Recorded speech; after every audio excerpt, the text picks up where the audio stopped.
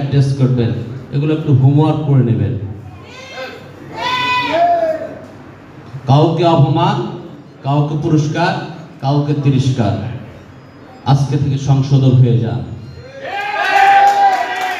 আমাদের নেতা তারুণ্যের অহংকার আমাদেরকে 299 নম্বর আসনে জননেতা অ্যাডভোকেট দীপেন দেওয়ানকে মনোনয়ন দিয়ে রাঙ্গামাটি পাঠিয়েছেন। এই মুহূর্তে কোনো কোন্দল নয়, সবাইকে ভ্রাতৃত্বের বন্ধনে আবদ্ধ করতে হবে। যদি দল করেন তাহলে দলের সিদ্ধান্ত, তারেক রহমানের সিদ্ধান্ত আপনাদেরকে মেনে নিতে হবে। আর যদি বিশৃঙ্খলা করেন তাহলে আস্থা করে ফিরে যাবেন।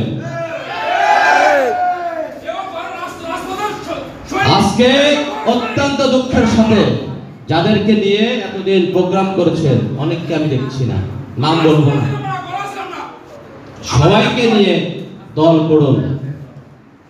ভুল ত্রুটি থাকবে, ভুল থেকে শুধরাই নেবেন, ভুল থেকে শুধরাই নেবেন। দলের বৃহত্তর ঐক্য তৈরি করুন, কাঁধে কাঁধ মিলিয়ে 299 আসনকে বেগম খালেদা জিয়া, তারুণ্যের অহংকার তারেক জিয়াকে উপহার দেন। এবং তবে আবারও বলবো, ঐক্য ঐক্য ঐক্য চাই, খালেদা জিয়ার পক্ষে ঐক্য চাই, ঐক্য ঐক্য ঐক্য চাই, তারেক জিয়া রহমানের পক্ষে ঐক্য চাই।